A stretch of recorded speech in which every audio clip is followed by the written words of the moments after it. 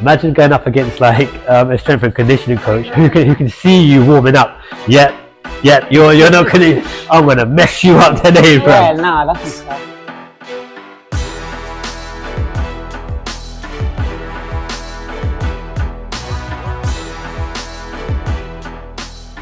Hola, me llamo Dani, tengo 31 años, vengo de España, estoy en Londres representando JTT.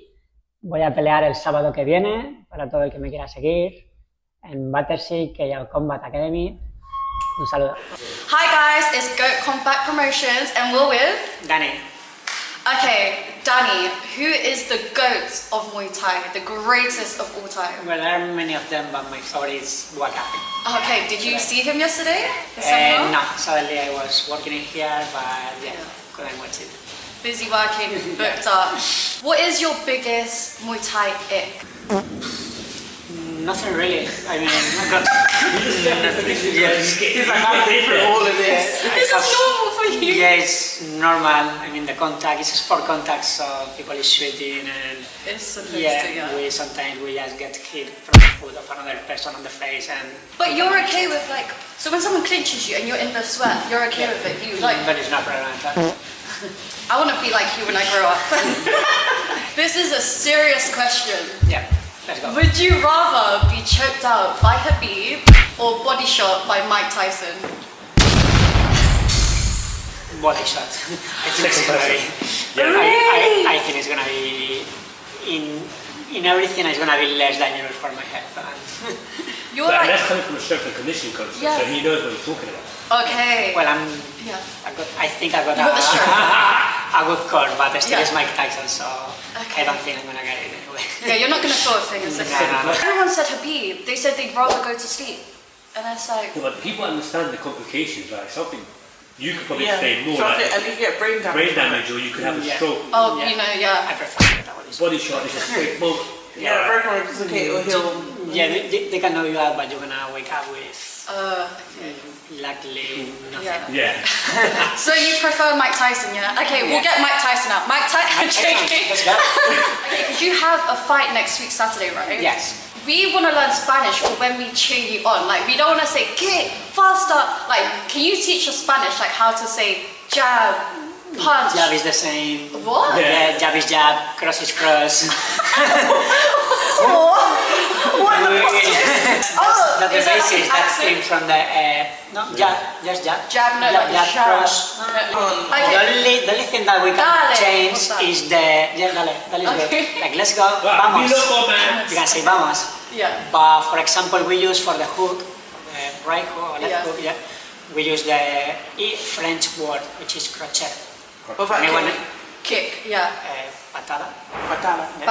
Patada, crochet. Yeah. How do you say look up? Like, you know, sometimes people look down. How do you say look up? I will say like eyes up, which is ojos arriba. Arriba. Or mira arriba. Mi arriba! So yeah, we use low key, we use You say low kick. low kick, we say low Is- kick. We say middle kick instead body kick, we say middle kick. Just say guard up. La guardia, guard is Guardia. guardia, so Guardia, o guardia. manos arriba, hands up, manos arriba.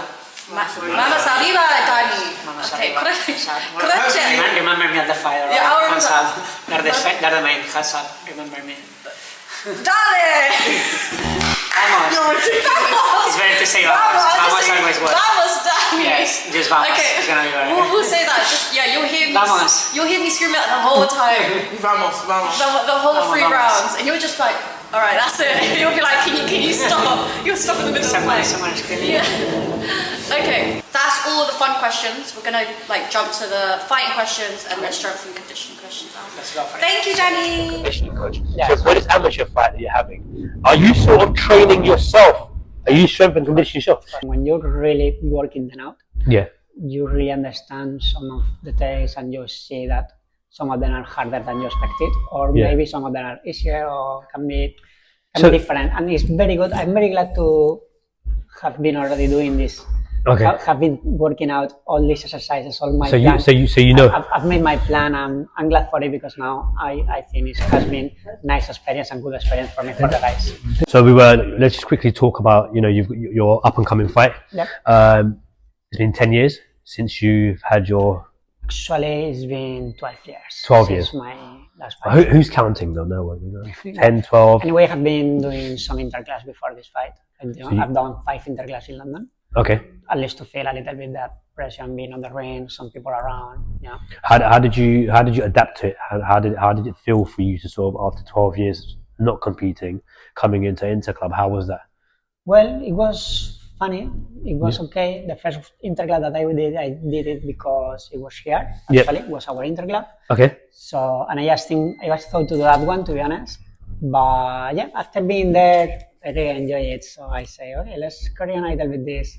Yeah. Let's continue doing some more. So I have been doing like around South London, but Oh, I nice. say, yeah, another one in here as well. Were the Interclubs really tough?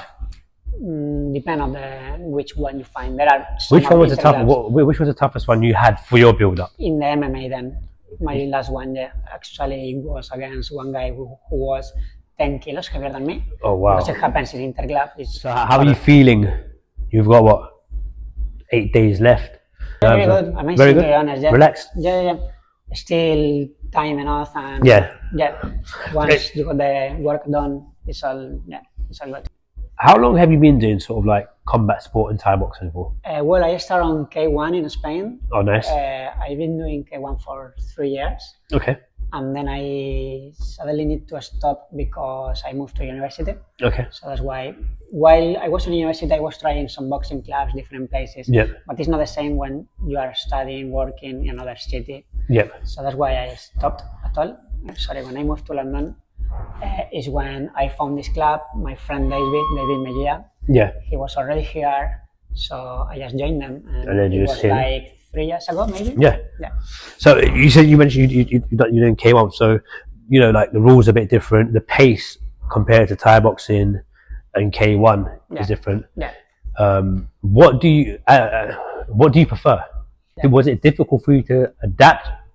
Well, still trying to build a little bit an honest style in which I try to mix more Yeah. my kickboxing all style with the new stuff that I'm learning here, which Yeah. is very, very good level of Muay Thai. How did you get into K1? Because personally, for me, I started off in karate Yep. many years ago. Yep. Karate, then it went to sort of kickboxing, and then K1, then Thai boxing. Yes. How was your route on your journey? My one was because I wanted to learn sport combat. I wanted to learn self-defense, and I just found this place in my city in Spain. So I just went for it, and from the first day I fall in love with the K1. So K1, who's your favorite K1 fighter? Ernesto Hurst. And that's the horse. Yeah. I'm Badr Hari. Ah. So aside from you being a strength and conditioning coach, which is a skill in itself, Yep. what makes you different from other fighters, or what makes you think that you're different from other fighters? I think my condition fitness is a little bit better. Better. Normally, yeah. I wouldn't Normally, argue with that. It's what I can say because I know how to work. Yeah, Literally, I do my own workout, and I really know. First, because I train the others, so I can see differences in between me and the others. And second, Makes because I know my body. I've been doing sports since ever, so That's crazy. I know how to train. yeah, that's crazy, though. Imagine going up against like a strength and conditioning coach who can see you warming up. Yep, you're not gonna. I'm gonna mess you up today, bro. Well, no, I don't think so. What? Give me top 5 skills that you think are needed to sort of be successful or when training Muay Thai. I would say more of something about you need to be very strong in Muay Thai. You need to have very good balance, good coordination, Yeah, mainly the feet, yeah, and power, yeah. stamina, with aerobic cardio and aerobic cardio. Yeah. So if someone came to you Yeah. and said to you, Danny, I want to be a Thai fighter, Yeah. but I have none of those. Well, let's start working from the beginning. Well, just work. And do you aside from being a Thai fighter and being a strength and conditioner, do you get a lot of people coming up to you and asking for help? Each time we get more and more people. Yeah. For sure. Yeah. At the beginning, I just start with David Yeah, because David was already a professional fighter, Yeah. and I came from university. yeah, So I already knew him. I just started with him, And then after seeing the progress of David or many other fighters, Yeah. they coming to me asking for help, and I'm busy now. So It always is, but there must be a fee attached, right? it is. After they say, a long week, you've got a fight camp coming up.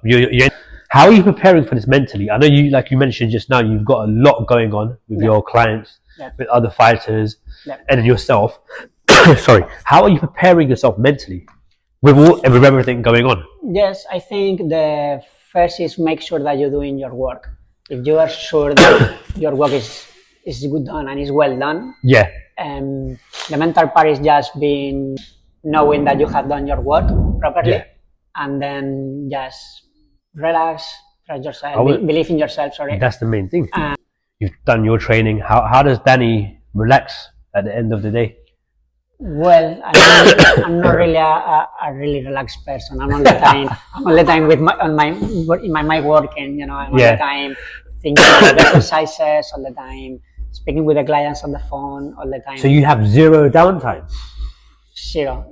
Honestly, since the fight camp started, I'm not sleeping too much. And Dani, that's not good. Yeah, also because the diet. The Okay. diet is stressing me a little bit. And it's just first time that I need to cut a little bit more my weight. How much are you cutting then? It has been nothing, 4 kilos, but It's still, for my size, it's a little bit harder. yeah. So, and the thing is, the diet has stressed me a little bit as well. Are you a massive food? You enjoy food? Yes. So you, Spanish, absolutely. So is that what's having? Do you think that's having a massive impact? Literally, Yeah, I can deficit of imagine. calories. The first time that I'm counting calories, the first time that I'm checking properly my macros, and it has been the hardest part, I would say. I agree. I don't miss those days. Yeah, can't wait for next week. I'll make sure I get you some good like quesadilla or something, or some tacos waiting for you after your fight time. Yep. Do you want to quickly explain what a strength and conditioning coach does and the importance of strength and conditioning in any sport? Yeah, in any, for sure. It's very, very important. It should be one of the fundamentals part of any sport. Because at the end is how you're going to get all the skills that is going to help you for your performance. Let's say whatever is your sport, they're going to, in strength and conditioning, you're going to find different skills which you can improve them. Yeah. You can improve your performance. Someone who is a novice or doesn't know anything about strength and conditioning, Yep. What top 3 of your exercises would you give them to do? For this, our sport, for our Muay sport, Thai, I will say that the jumps and the plyometric are very important for the power of the legs and power of the throws. So let's say, for example, this throw bench press or the push-up throw. I do a lot of squash jumps. I do Explosive stuff. Explosive, mainly explosive stuff. Explosive stuff. Also, you got rotation stuff, which is very important in boxing. As you can, as you know, in our sport, we do everything from the hips. So all the rotation things that we do. Dani, you train British fighters, British champions, world champions, Spanish champions, 3-time world champions. What sort of pressure do you feel training them? Right now, I'm not pressured at all, and honestly, I'm very glad to have them because I can show my knowledge, my experience, and also everyone can see his improvement. So it has been massive in the last 2 years. So very, very happy for him. Yeah. So how do you motivate your fighters during the strength and conditioning training? Because well, that's a funny question. I got a little bit crazy sometimes. I just shut them up a lot. And really? Yeah. Also, I like to play the music because I found like the music helps a lot, and I like drum and bass and jungle for these sessions. So I play the drum and bass, and I make sure because the beat is quite hard. So I make sure that they go hard. Mrs. Take note. Next time you're doing strength and conditioning training with me, rather than shouting at me, play some drum and bass. Well, that's a wrap, Dani. Thank you very much. Thank you very much. much. A pleasure. Big shout out to JTT Muay Thai, based in Brixton. Big shout out to Dani, strength and conditioning coach. Dani, what's your handle? My Instagram is Dani Esparcia. You can find everything about me over there. JTT Combat Promotions. Thank you.